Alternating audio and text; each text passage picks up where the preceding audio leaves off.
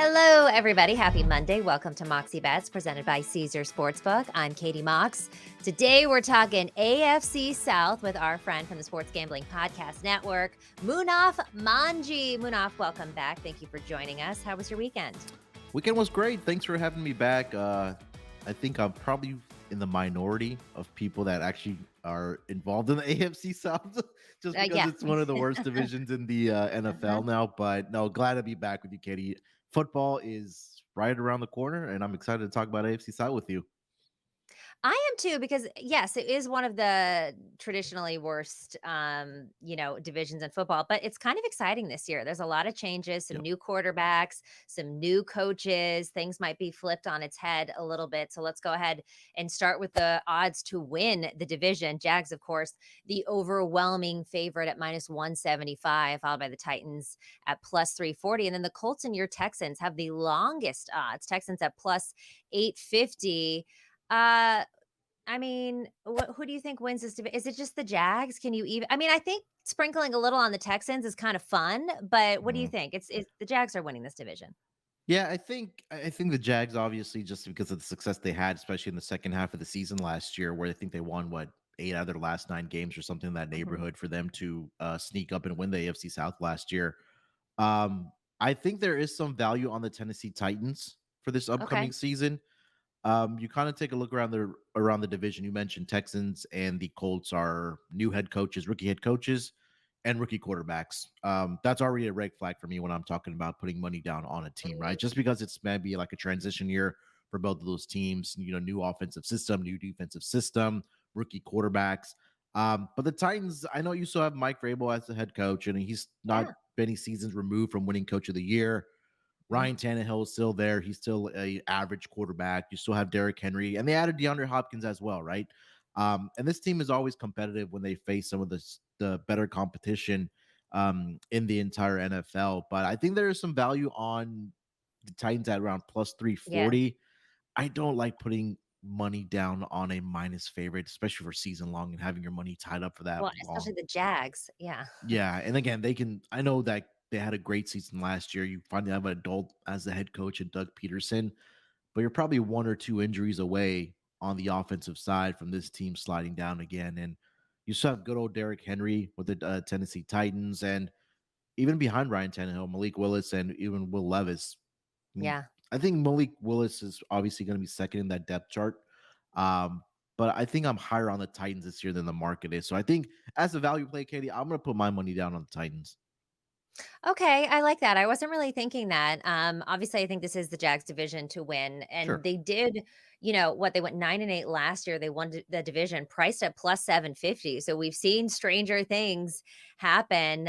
If you're going to go a long shot, I do think that the Texans are kind of a sexy pick. I know that CJ Stroud didn't have the best day, but he's still brand new, and I still think that we have a lot to see there. I mean, they had such a great draft, but you're definitely right about the Titans. I mean, Vrabel is a dog and you can't count him out. And we'll get into their win total in a little bit. But Derrick Henry, I have a lot on him this year in futures. I think he's going to have a monster year. And a lot of people think that because D Hop has been added, that that's going to cut into his time. But I still think that the Tennessee Titans offense runs through Derrick Henry, especially near the goal line. And if Yeah. anything, I think having someone like DeAndre Hopkins helps open it up a little bit more for Derrick Henry because it's not just going to be give the ball to Henry every single time. All right, so let's get into some win totals, starting with your Houston Texans. Munaf does live in Houston. The win total set to 6.5 with the under juice to minus 140. That over plus 120. What do you think? They have the third easiest schedule in the league based on their opponent's combined win total of last season, 123. Save your money. Take the under on this team at 6.5. Um, Boo. I look. I'm more of a pessimistic when it comes to my own teams. Yeah. But this team is set up for the future, right? And I think like this season, it's going to be more of a transition year for this Texans team, right? Maybe you're adopting the Texans as your second team to root for because D'Amico Ryans is now the head coach Yes. Yeah, of exactly. this, of this Texans team. And D'Amico Ryan's obviously a former player with the Houston Texans in his career, coming from San Francisco as defensive coordinator.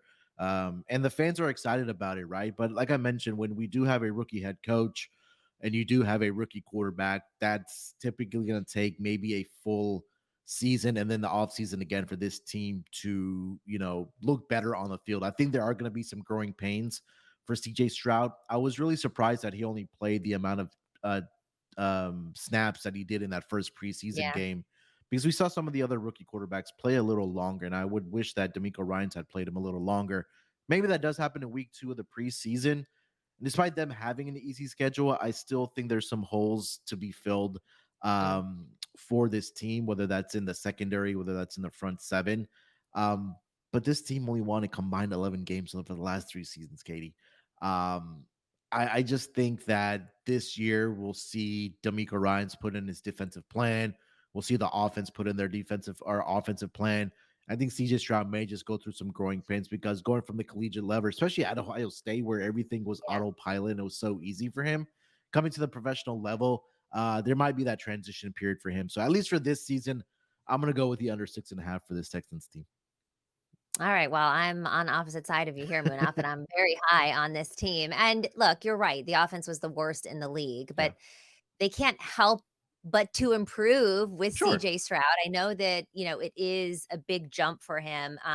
But I do think in terms of quarterbacks, he is still better than, Davis Mills. And they do have a decent O line. So they've Yes. got some good protection for him, which I think is going to help him a lot. I do like that he's, pretty shifty with his legs as well. And, when looking at their schedule, third easiest schedule, all 17 of their games, Munaf, will be on Sunday. So that will benefit this rookie head coach and quarterback combination. So I mean, maybe it's the D'Amico Ryans, maybe it is, and maybe it's just kind of playing on an underdog team. But I feel like this team has a lot of promise, so I'm going to lean over on this one, take the value. But I also wouldn't be surprised if they go under as well. Moving on to the Indianapolis Colts, Jonathan Taylor is now expected to return to camp.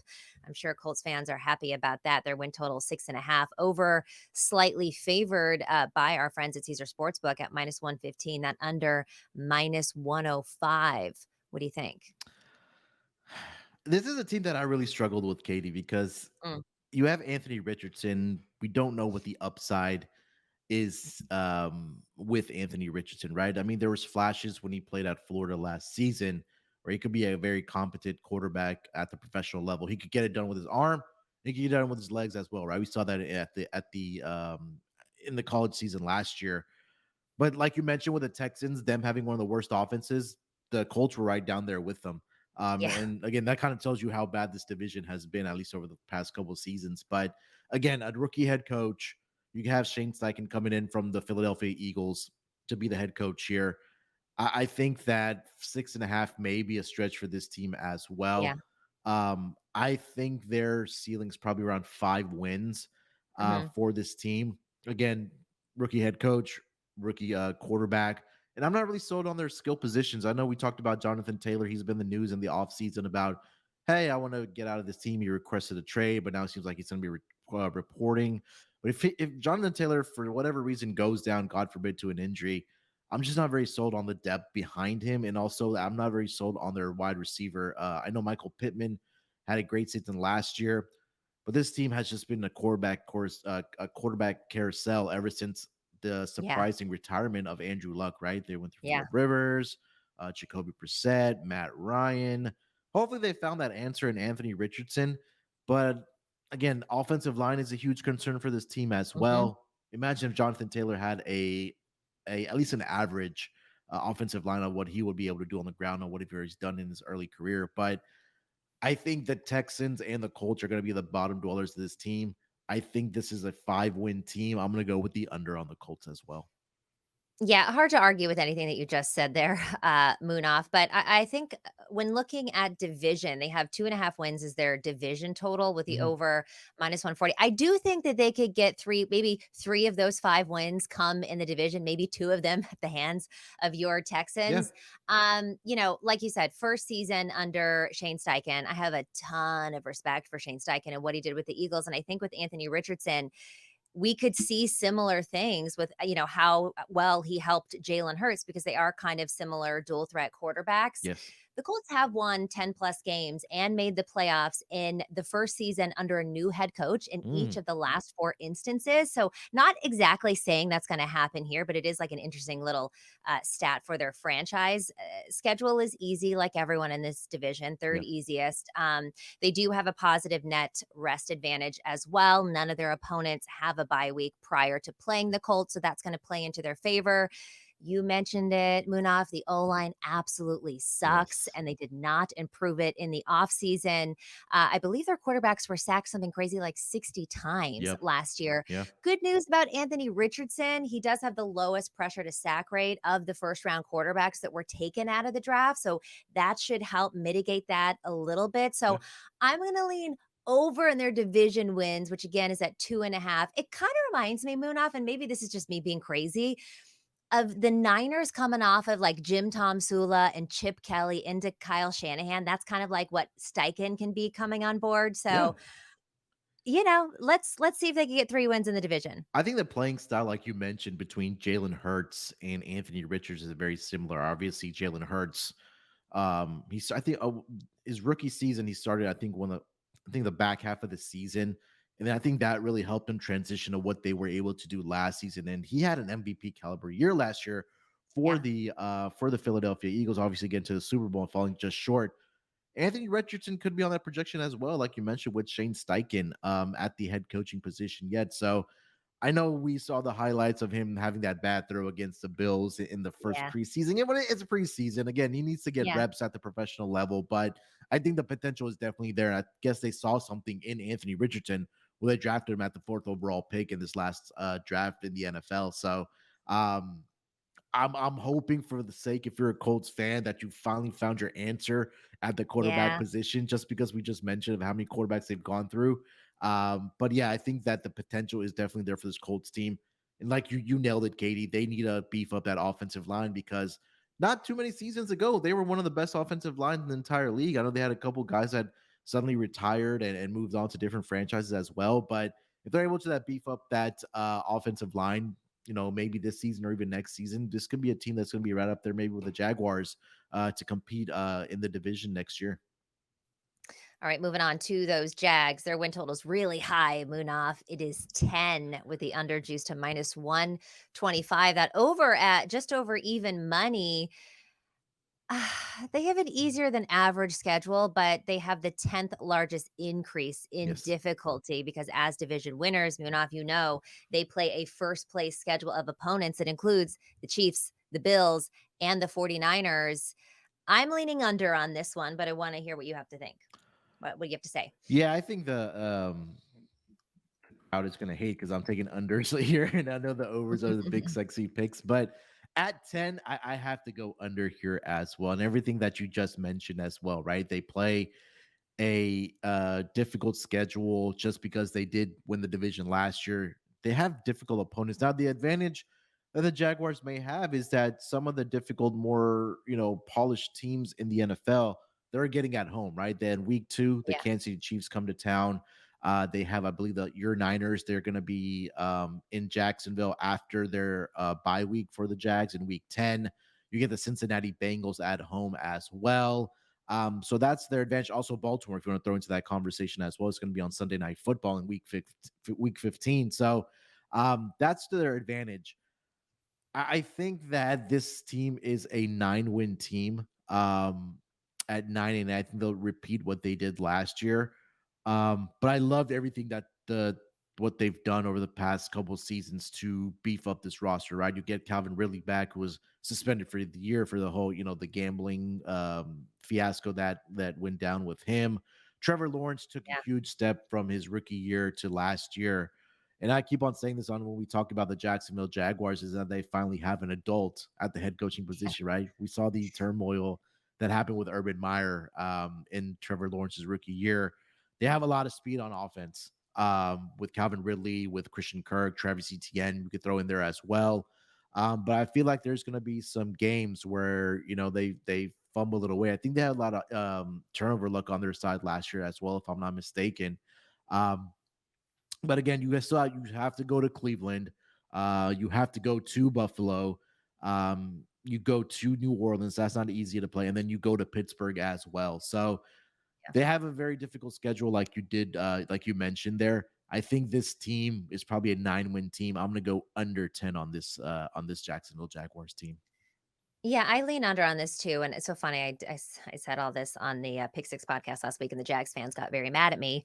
They are a passionate bunch. Well, and the thing is they've got two games in London, Yes. and I had said, and I'm trying to find the article right now, but I can't seem to find it. But I had read somewhere that they have the least amount of home games in their stadium because they have two games at home, and everyone was mad at me. They're like, no, they have 8 games, so I'll have to figure out where I read that somewhere, but you're traveling to London twice and or staying in London. That's going to affect you a little bit. You have to think there's a little bit of regression. You're playing big boy teams this year. I really do believe in Trevor Lawrence. I think we're going to see a huge jump from him. Like you said, he's got better pass catchers now. Calvin Ridley, I think, is going to be a huge asset to him. I kind of like him, maybe over on his passing yards, over on his passing touchdowns. I know we're going to get into that in a little bit later, Mhm. but in terms of a double digit win, I just think it's going to be really tough on them this year. I see this as more of like a 9-win team, which by the way can still definitely win this division. Yeah. So I'm going to agree with you on that one. Finally, looking at the Tennessee Titans, your kind of sleeper ish pick, or you like the value at least to win the division.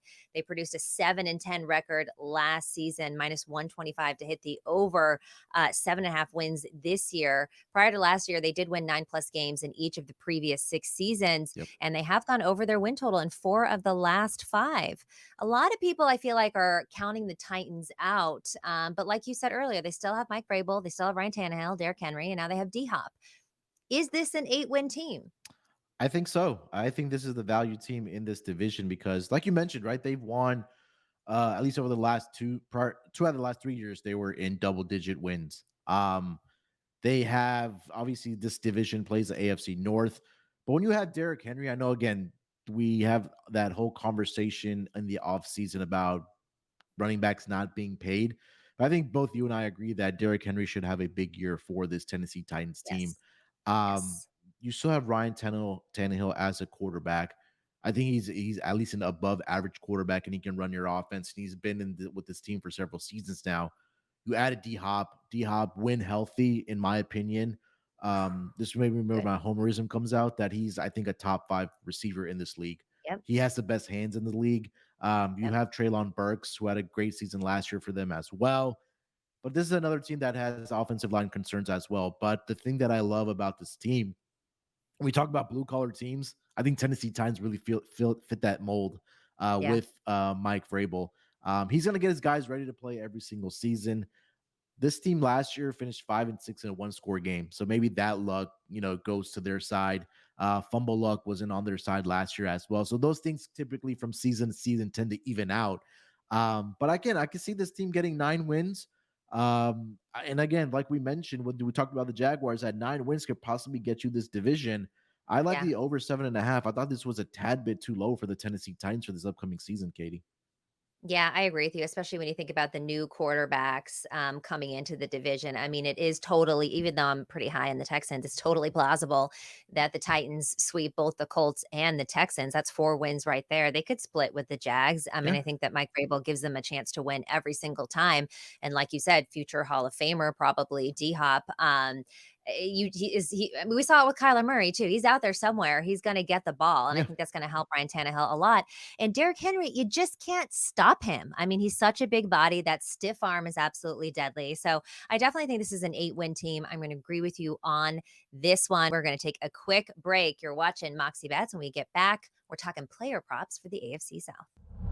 Why should you bet with Caesars Sportsbook? 2 words: Caesars Rewards. Every bet brings you closer to the type of benefits only Caesars can offer: hotel stays, VIP experiences, sports and concert tickets, and more. It's not just an app, it's an empire.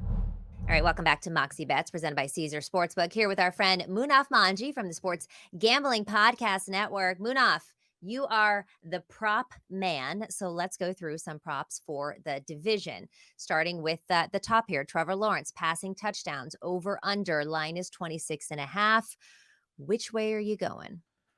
I'm gonna go with the under on this at 26 and a half. Ooh, okay. Look, last season he did have 25. And then that was in your first year with Doug Peterson. But I feel like Doug Peterson is still a head coach that wants to also establish the run when we talk about running an offense for his team, right? Mm, I'm not going to put a lot of stock in what happened with Trevor Lawrence in his first year as a rookie with Urban no, Meyer.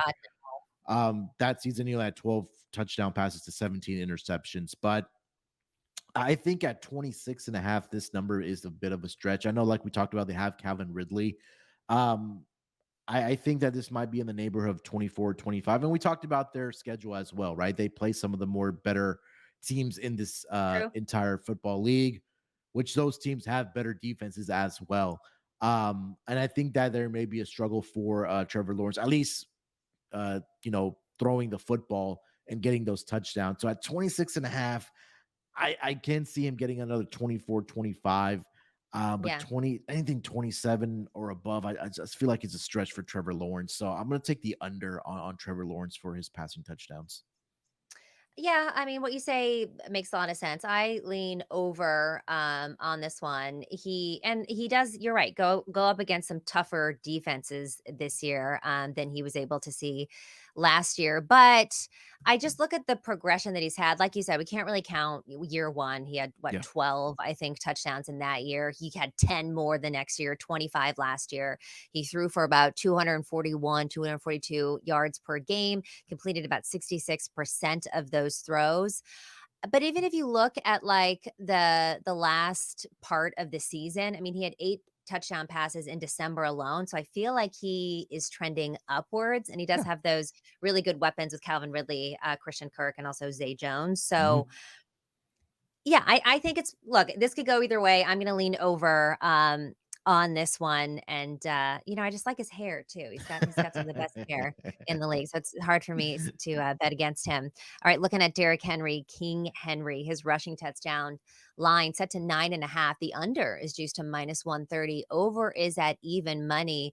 Munaf, I already took a season long bet to say that Derrick Henry is going to have the most rushing yards of any back this season. I think he's being a little bit disrespected. He's won it, 2 years already. And coming off the Liz Frank injury he had last year, he still was completely dominant. And when we look at the touchdown line, he's hit over on this every single year since 2018. Like we said, it doesn't matter who you add at receiver. The Tennessee offense is still going to go through Derrick Henry. I like him over. What are you thinking? I'm with you. This is my first over. I'll take the over. All right. Look, I'm really high on this Titans team, and I think again, like we mentioned, it's DeAndre Hopkins, it's Derrick Henry, right? And like you mentioned, you nailed it. 5 straight seasons he's went over this number. Back in 2021, he only played in 8 games for the Titans, but he still had 10 rushing touchdowns for this Titans offense. And I think when you get down to that goal-to-goal situation, more times than not, Derrick Henry is going to get in, and we've seen numerous times throughout his career that he always breaks out multiple long rushing touchdowns. Back in 2018, he had a 99-yard touchdown Woo. run. I don't know if people remember that. 2020, 94 yards, 2021, 76, 56. So he has that big breakout ability, and we've seen him do it multiple times as well. So I know, again, he's a year older. We talk about a decline Running for backs. running backs, but for a But guy not that's done it, everybody is created equal. Derrick Henry is not made like everybody else. you're right. And he's done it 5 straight seasons. That's something I'm gonna bank on. 9.5. I'm gonna take the over with you. Let's go. Finally, an over from moving off. Hit all of these. I fear that you'll take an under here. Looking at Anthony Richardson passing touchdowns. Line is 16.5. Under favored -155. I mean, I kind of even lean under on this one. I do think that he's going to be the starter. I also think it's possible we might see Gardner Minshew get some starts this year, which is going to dig into this. What do you think? Yeah, I got to go with the under here. I think that if there is a time where Anthony Richardson does struggle, you still have, like you mentioned, Gardner Minshew, and you also Sam Ellinger in their quarterback group there as well. But it's probably going to be more than likely Gardner Minshew if Anthony Richard does struggle. But we talked about it with rookie quarterbacks. It takes them a little bit for them to get that transition from college to the professional level. And if they do compete in this division, and if Anthony Richardson is struggling. Don't be surprised if Shane Steichen wants to put in Gardner Minshew and get the Yeah, fan base excited because yeah. we've seen him. He did it with Jacksonville. did Mhm. Gardner Minshew. I think he was with the Eagles last year, if I'm not mistaken, was Gardner Minshew. But he's a seasoned veteran. You can put him in there. He can win you a couple games, get the fan base excited with the stash. Yep. So I Ha! think with him at 16 and a half here, I'm going to go under on Anthony Richardson for his passing touchdowns. All right, we're in lockstep there. And last but not least, CJ Stroud passing touchdowns actually higher than Richardson's here at 10.5. That under coming at minus 150, the over at plus 120. This is hard to think, 11 with a rookie quarterback. And I know we can't base it off of preseason. He's got to get a lot more reps in. He struggled. That's fine. You going under here too? I mean, this is a bet you probably just wouldn't even take because why would you take minus 150 on your actual quarterback? Just Yeah. seems like bad vibes all around. Yeah, I mean, 24 CJ Stroud seems like a stretch here, but again, at minus 150. The reason I'll give you the under, and I mean, we're making picks here. I mean, I'm gonna go with the under, but the backfield, right? Damian Pierce. I think he's gonna have a big season for this Texans team. Last year, he only played in 13 games. He was close to 1,000 rushing yard running back last season. But I think when we talk about having a rookie quarterback, how do you take pressure off of that rookie quarterback? You have a good running game. And I think Damian Pierce is going to be that guy for this Texans team. So I know the Texans have some exciting receivers and some speed at that wide receiver group. We know John Mechie coming back from the medical condition that he was dealing with last year. It's so glad to see him back on the field for this Texans team. Nico Collins has big expectations for this team up for the upcoming season. But asking CJ Stroud to get 20 touchdown passes here, I think it's a bit of a stretch. And again, God forbid, I don't want to, wish injury on anyone, but it's part of the game. It happens where, Yeah. even veteran quarterbacks or anybody in the league that if you have an injury where you miss 2, 3 games, that can, get you to the under on any type of season long player prop bet. So I'll go with the under on CJ Stroud on his passing touchdowns here. Yes, and sorry, you corrected me, thank you, 20.5, not 10.5, because 10.5 might actually be doable for him. I agree with you, and it's interesting that you talk about the injuries because I do think that these rookie quarterbacks, as they're kind of adjusting to the NFL and those defenses, they are more prone to injury or a little bit more at risk. I mean, we see what happened with Trey Lance last year. You make one Yeah. little mistake, and you could be out for the entire season. Obviously, don't wish that on anyone, but it is kind of hard to take overs with these rookie quarterbacks as they adjust Yeah. to playing with the big boys. All right, final question. How do you see the AFC South shaking out? It seems like we've got Titans at the top. So I'm going to say this, Katie. I think that there's a week 18 matchup, the last game of the regular season between the Jaguars and the Titans. And I think that game may just be for the division Oh, for the AFC South. I think both you and I agree that 9 wins probably is going to get you this division. We yep. talked about the Jags are around 9.5 right now at 10 over on Caesars. The Titans are at 7.5. I think I know I'm putting a lot of stock into the Titans this upcoming season, but I'm marking that final game of the regular season where I think that game might just be for the division, and it's in Tennessee as well. So I'm gonna go with the Titans to win this division at the odds that we had discussed. I'm gonna go over on their win total. Um, I think Jacksonville possibly could sneak in as a wild card team because now we have more Yeah. teams that can get into the playoffs. Um, but I'm putting my money on the Titans at a value play around plus 340 for them to win this division. I think it's going to come down to that week 18 game where we'll have some meaningful football in the at least in the AFC South, Katie. Let's go. We pray for meaningful football in the AFC South. It has been a while. Munaf, thank you so much for joining the show. You can follow him on Twitter at SportsNerd824 for Kobe Bryant. Munaf, you do so many things. You're getting into football now. I know I just came on your show to talk about the NFC West. You're also still heavy in baseball. So let the people know where to find all of your shows and what you're working on. Yeah, just go over to the website sportsgamblingpodcast.com or just download the app. It's a lot easier. We have an app now, Sports Gambling Podcast Network. All of our pods, not only the ones that I do, everything happening across the network with college football. I know Kobe and the guys are ramping up for college football season. MLB, like Katie mentioned, we're in full swing. NBA sneaks up on us, so we're going to start doing prep for that.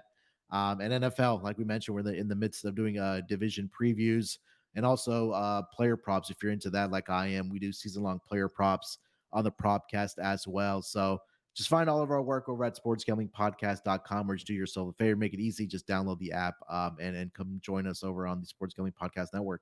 Munaf, thank you so much for joining us today. This has been Moxie Bets presented by Caesar Sportsbook. Don't forget to follow us on social at Moxie Bets. We'll see you next time.